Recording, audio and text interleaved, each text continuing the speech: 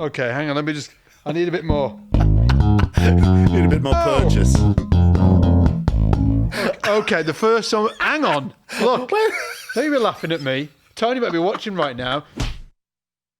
Scott and I are here today to celebrate the genius of Mr. Tony Levin. Now, you might know him as being Peter Gabriel's bass player, but you are going to find out, just as we found out today, that there is so much more to Tony Levin than just one artist. Are you ready to dive in? I'm ready. I mean, what is going on here? Gun. Just coming out of the gate swinging. Some stuff attached to his fingers there, Divine. Oh! Oh, Tony! he pointed at you. Oh! For the people wondering what's going on, Ian, please demystify the situation. Oh, it's so great. This is Tony at a clinic playing his Music Man with his funk fingers. Now, Divine, don't you even think for a moment that I've forgotten my funk fingers. Dude, I got a pair right here. I'm a huge, huge Tony Levin fan. The idea with this, it goes back to Peter Gabriel playing on the So record, played on the tune Big Time. The drummer Jerry Murata, to get a synth bass vibe, came out, played drumsticks on his bass. Yeah. Then he tried to do it later, right, with a drumstick. And then Peter Gabriel at a sound check was like, hey, why don't you just tape some drumsticks to your fingers and do it that way? Dude, but I've got a clip pre-funk fingers. Yes. Check this out. It's a great... Let's check it out. Oh, there he is.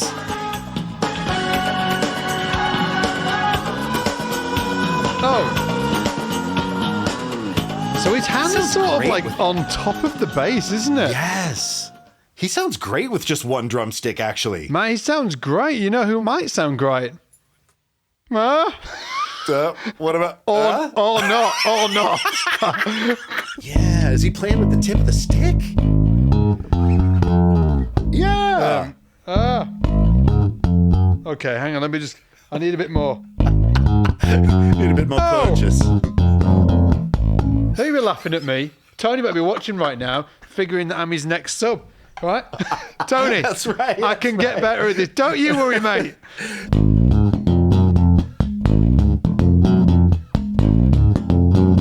Huh? Whoa. Tony? You sound good. Come on.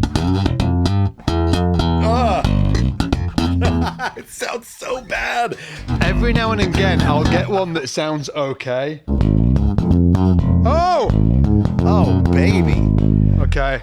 Tony, have I got the gig? You got the gig, man. You've got the gig. Hey, dude. Yeah. How do people win that bass that you're playing right there? What, this bass? Yeah, how do people win that? Easy. You go to winabassbuildaschool.com. Is it free? Of course. Oh, okay. I'm off.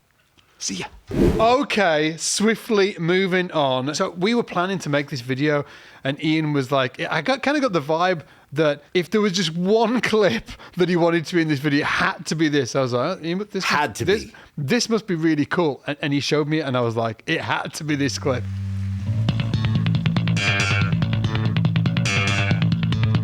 Look at this guy, man.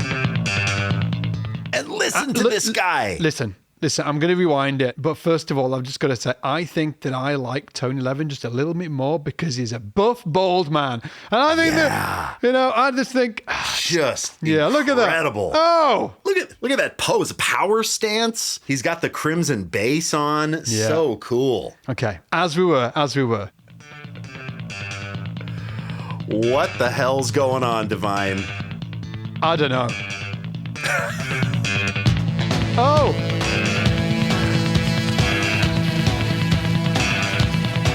Is that double thumbing? It is not. Quadruple thumbing? Quadruple. Yeah. Yes. Okay, Ian, what the heck is going on? Other than that beautiful stingray he's got. And we're going to be talking about stingrays in just 1 second, because you might be able to win one of these beautiful basses. Oh my goodness, you might be able to. Yes, indeed. Tony Levin is using delay on this. And so really what's going on here is he's got a delay just giving one note feedback. So it's this thing. getting this going, right? Getting a delay set to the tempo. So in this case, it's around 130 beats per minute. And it's only giving you one delay. It's not going like ba, ba, ba, ba. It's like ba, right. ba, yeah. right? Just one delay. I have it set to just one. So what I play, it plays a 16th note after me. So if I get rid of it, I'm just playing this. Okay, but if I put it back on, and then I think Tony's doing like something like, oh my God. Dude, it's those G's. That, yeah, and he's playing the open string. No. Yes. Yeah. Yeah, because I thought all this time he was playing, but it's not. It's.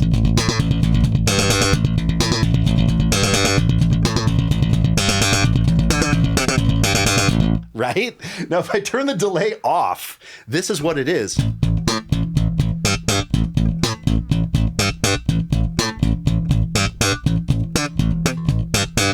Right?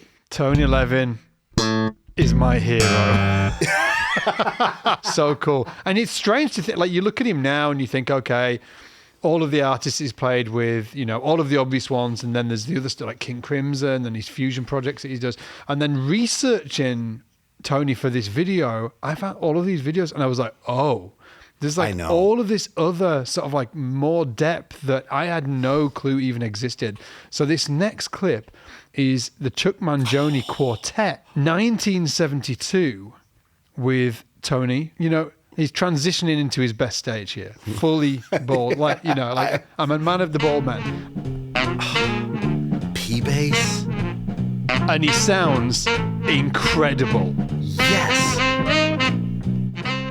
Like, he sounds incredible, dude. Yeah. He can play jazz. Steve Gadd on drums there. You might be seeing a bit more of him later. Also, this begs the question, did Tony Levin ever have a full head of hair? Maybe not. My dad didn't. I don't think I did either. I was 23 or 24 or something like that when mine started going. And I think like you, and I met my wife, she was like cutting my hair one day. She was like, "It's time," and she said these words. I remember them forever. I don't think there's a cut left in it. She was like just sort of like shimmying around Lisa. on the top. Oh no, it was a sad day. That's amazing, man. Yeah. Anyway, from that same concert, I wanted to share this clip as well, and this is Tony doing this and take into consideration there's no guitar. All of this stuff that you're about to hear, all of this like wiry kind of, it's all Tony. I couldn't believe it when I heard this. I couldn't believe it. Because there's no guitar player, correct? Nothing, no.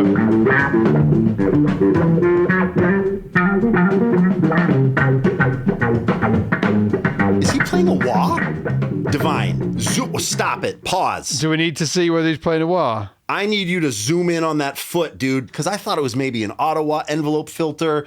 That man has his foot on a freaking He's got wah, a dude. foot on a wah pedal. I mean, that looks like a classic Crybaby to me, Divine. Yeah. Am I right? Well spotted, Ian. Well spotted. And he's killing again.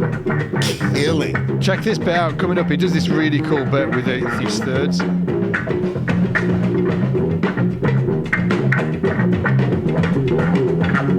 Yeah. I don't know what he's doing. Oh, come on.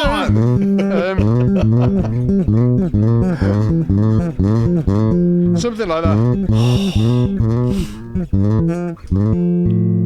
My word. I mean, this vibe from P-bass, flats, swinging jazz, wah, right, to the King Crimson Peter Gabriel thing, shaved head, Music Man, a complete overhaul. Reinvention. Of his style. Yeah. Yes. It's just incredible. This is so fun. And I also love how the shirt matches the background. Don't think I didn't notice that. I love it very much. Had you seen these clips before? I've seen the first one, but I'd never checked out him soloing here with the wah pedal. This is brand new to me today. Oh, I feel like I've done a good thing in the world. Okay, maybe another good thing for everybody, and I didn't know this, you pointed this out earlier, is that Steve Gadd is playing in this quartet that you're watching here. And Steve Gadd also used to play with Paul Simon. Many of you will know this song here. Check it out. There must be 50 ways to leave your lover. Great song. Oh! 50 ways to leave your lover. Wait a minute. Just slip out Who's that? Who's that? No. It's Steve there. Gadd. No. Who's that there? Oh, who's that good-looking man on the bass? I think it's Tony Levin. And you were saying he played on the original, right? Yeah, come on, a bit of acting by me. I knew that he played on this, but I'd actually never seen a clip. So this clip was new to me today, too, to see him play with Gadd. But yeah, I mean, his part in the verse and then just how he grooves with Steve Gadd on that Paul Simon track, it just also speaks to his incredible session playing. He played with so many different people. John Lennon, Pink Floyd, right? And of course, Peter Gabriel, and we've got the classic, most incredible track queued up right here, Peter Gabriel. We've talked about this tune a lot, but guess what? We're going to talk about it again. This is Sledgehammer. 1, 2, 3. Oh, dear God.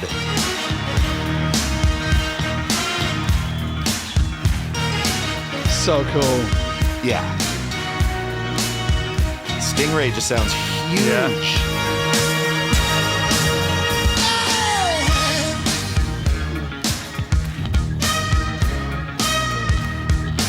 So you're playing this on fretless, right?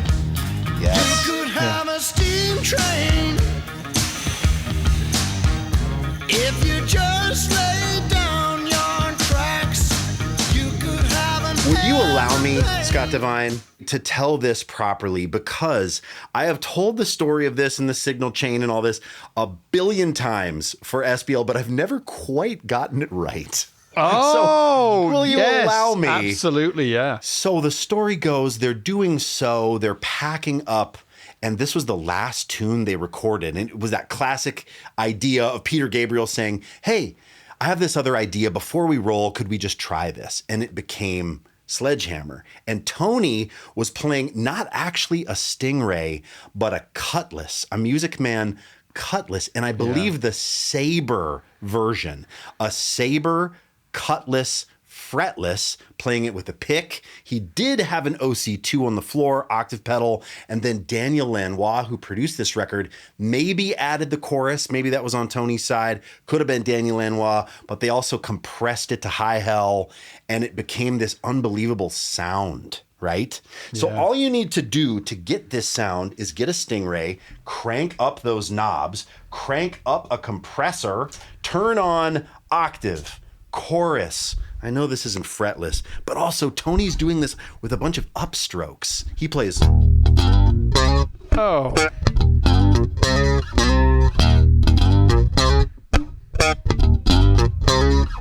So that snap comes from him playing an upstroke. Yeah. You mentioned like you need a StingRay to do like to get that vibe right, or like a Music Man. Can you tell the people how they can win that very StingRay that you've got right there? You can win this StingRay. This is a Ball Family Reserve StingRay that they did in a limited number. This is called a Retro 76, and it's a StingRay that pays homage to the very first StingRay that ever came out in 1976. So radio knobs, right, with the white pick guard, the black pickup cover, and then this is a fully nitro finish. They just made 100 of these. They're super rare. This one is serial number 66, and it has been lovingly played and in my stewardship, and now I'm going to pass it along to someone else. So you can win this bass. Good luck to you. You go to Win a Bass, Build a School. It's free to enter. It's for a great cause, and you can win this bass and a whole host of other basses and amazing bass gear. So check it out. And again, the link is below in the description if you need it there as well. Win a Bass and buildaschool.com. Okay, dude. let's not go any further without getting into this, the Chapman Stick. I love it. Yes. Have you Another played side one? of Tony Levin. Yeah, have you played I have one? played one. And they're so hard to play. He makes it look so easy and effortless, gets a great sound, but they're freaking nasty to play.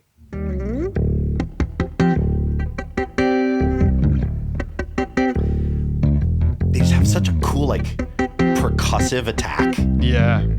Obviously, all played by tapping. It looks really hard to play, just to put it out there. Oh, beautiful. Yeah. Mr. Tony Levin, man. Wild. It sounds awesome, doesn't it?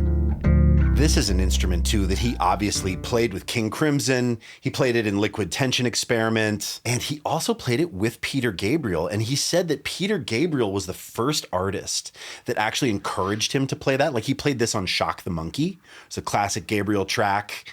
But he said whenever he would break it out with most artists, when he was doing sideman work, they would be like, Whoa! put that away. Like, nah. Yeah, I can imagine Peter Gabriel. Peter Gabriel's really, really experimental. You know, like Yes. one of the reasons that the 80s snare drum, that everybody, if you've heard an 80s snare drum, you know, it comes from Peter Gabriel experimenting in the studio when he was working with Phil Collins, I think, when Phil Collins was actually playing drums for him. If that's slightly wrong, let me know in the comments. But I think it was Phil Collins that he was playing with. And I think it was there's a whole story about it. Something went wrong.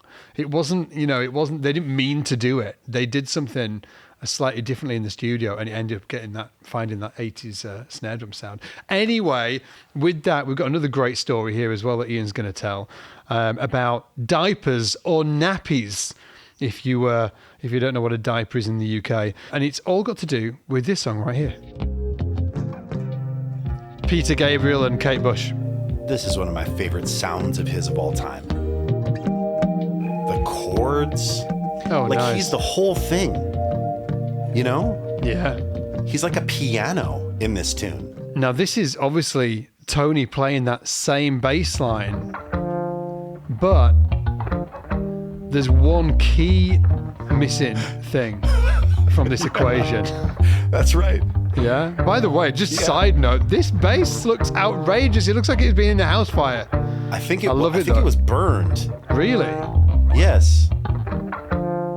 Look at the fretboard as well. That thing's been played a lot. Tony's changed this line a little bit over the years. Has it? Yes. But that line, I mean, how easy could that have just been on piano? Oh, yeah, I know, yeah. Do you know Absolutely. what I'm saying? Like, yeah. Peter Gabriel could have been like, oh, yeah, no, this is a piano ballad, but it's incredible that it's on bass. Yeah, with a special ingredient. Yeah, with a special ingredient. So Tony goes to the session and he brings his infant daughter, and she was in diapers or nappies for the UK residents. And there was a moment where they were working on this tune and they wanted a muted sound. And so he grabbed a diaper, stuffed it in, and created what Peter Gabriel called the Super Wonder Nappy bass tone. Is that what it was called? The Super Wonder Nappy bass tone? yeah, that's what he called it. Incredible sound, incredible concept. What's he doing? Like what? Okay, What's he doing? He's playing. So here, you know what you can do? Let's say you win this Stingray, right? And you want to play this song. Well, guess what?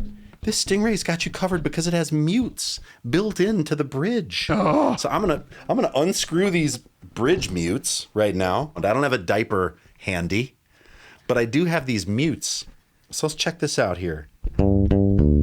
Oh, yeah. So Tony's playing. Yeah, right. So cranking up the controls of the Stingray so that it's nice and bright. Right? And he kind of rakes. Yeah.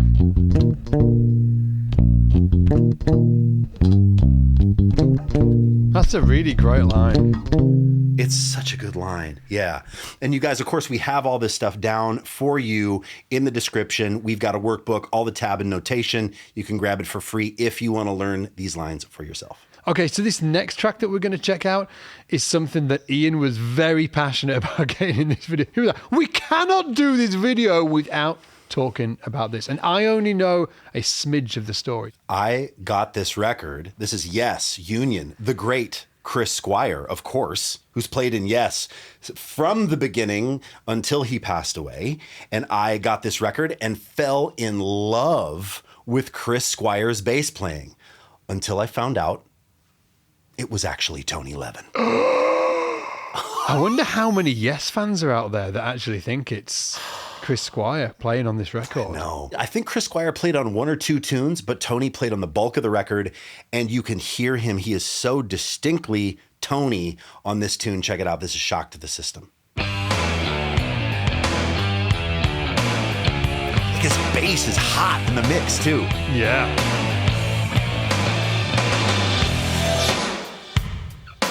That's a snare. Yeah, it is. Funk fingers, maybe? Maybe, yeah.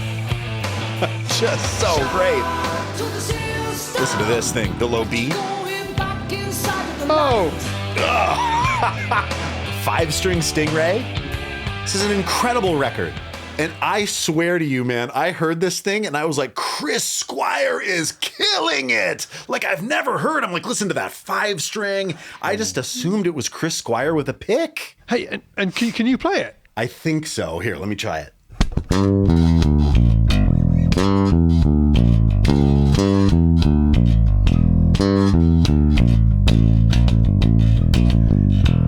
I feel like he played this with funk fingers, and I bet it's just impossible.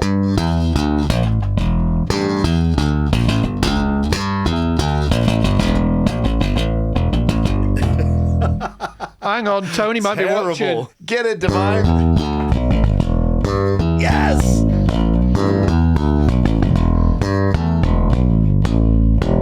Come on, Tony. Listen to me. You are only allowed to play bass with a drumstick from here on out.